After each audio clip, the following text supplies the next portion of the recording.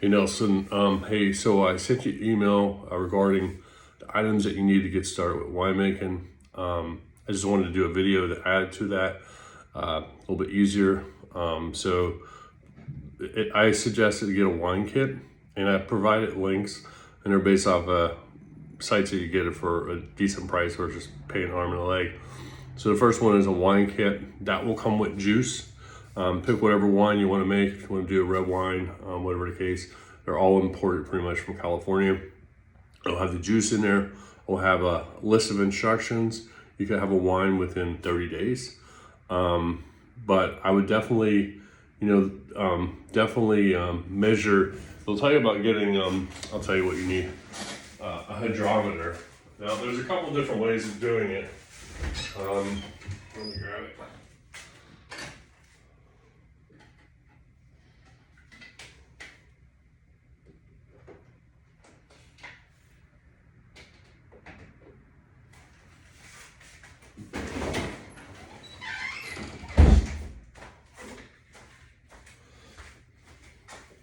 So you will definitely need something like this, a tubing I put in here as well.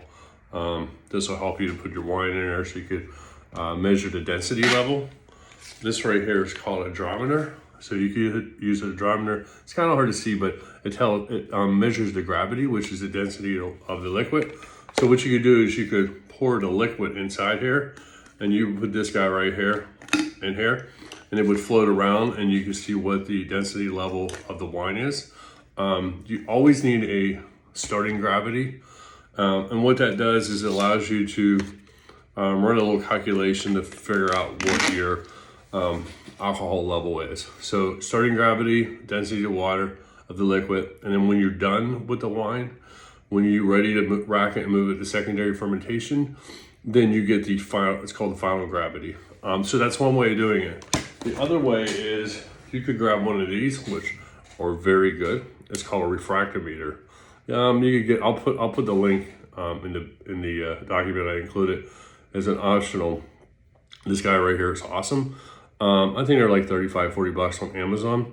And what it does is it will also, it's very accurate. It'll also provide the original gravity and the final gravity if you want. What you do is you pour, if you see this right here, you pour a little bit of the liquid on there. I don't have one of the test tubes. I have a test tube that you could use that sucks it up, and you put it on here.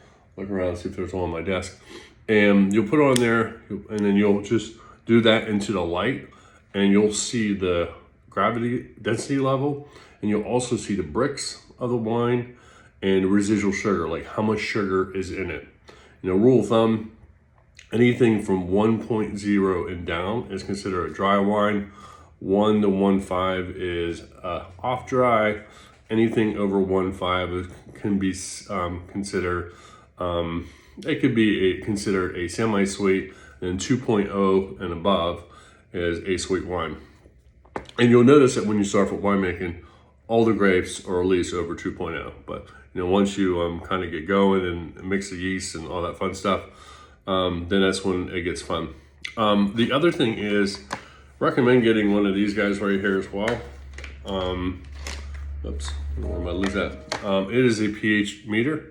So this pH meter will, right now, it's kind of hard to see here, but what it does is it measures the pH level of the liquid.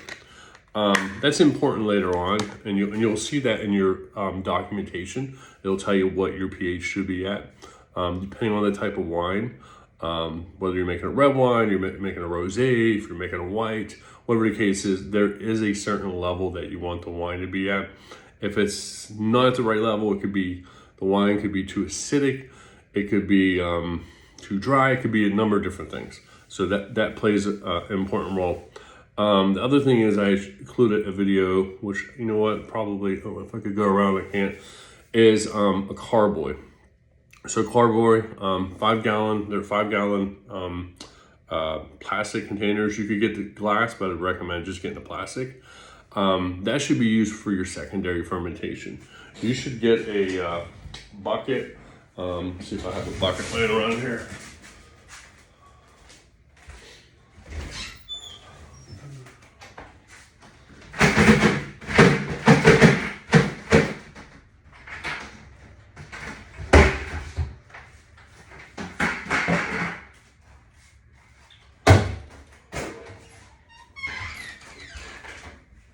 I sent you a link on buckets to get.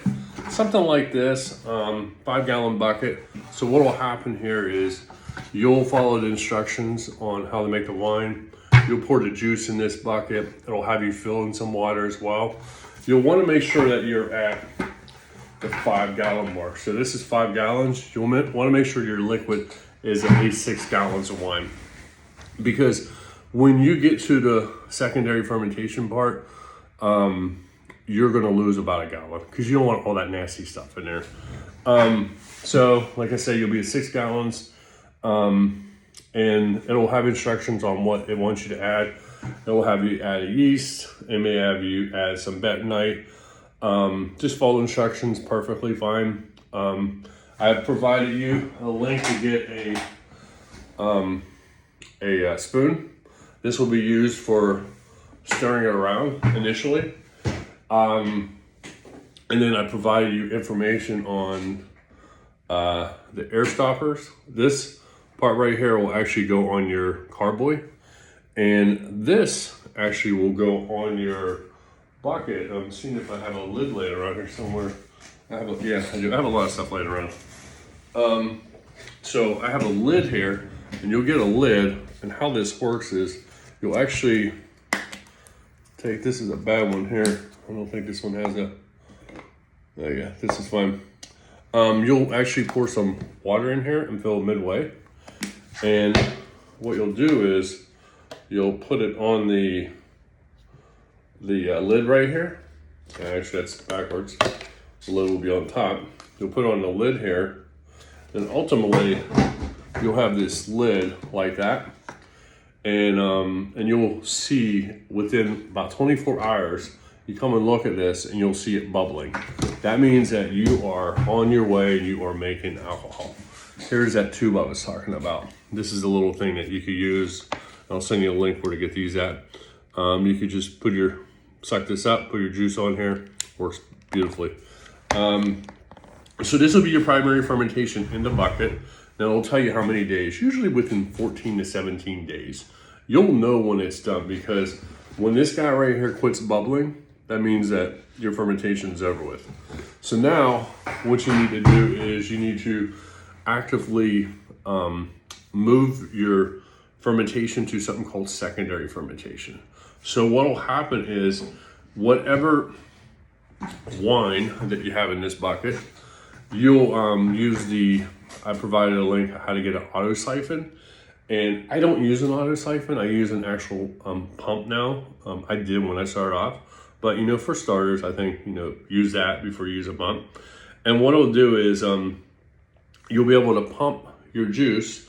And I'll send you a video of somebody that did this as well. And you'll be able to pump it over to your secondary fermentation. Your secondary fermentation will be your carboy. And what you want to do is fill your carboy up as much as possible. It'll have instructions on 2 chemicals or 3 chemicals that it'll probably have you do. It'll probably have you add potassium sorbate. So you definitely want to add that to secondary fermentation because what it does is it kills the yeast and it prevents the wine from re-fermenting. You don't want that. I've had that happen. It's not fun. And then it will probably have you add 2 chemicals. I'm not sure if they'll be the same. One is called a chitosan, and the other one's called a kisol. And what they are is they are clearing agents.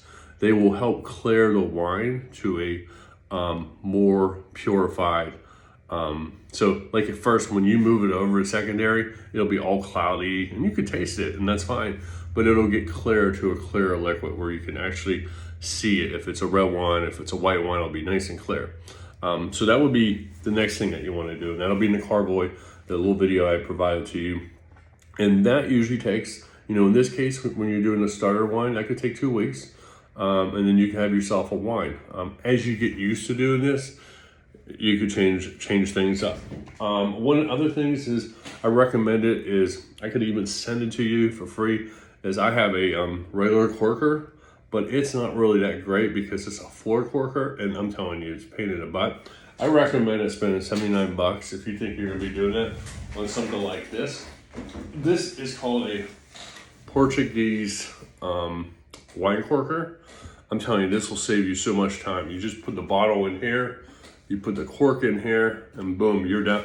Slam it down, and you are on your way. And this thing does immaculate speeds. It's pretty good. And so the rule of thumb on winemaking is every gallon that you make, you're going to get 4.5 bottles per gallon.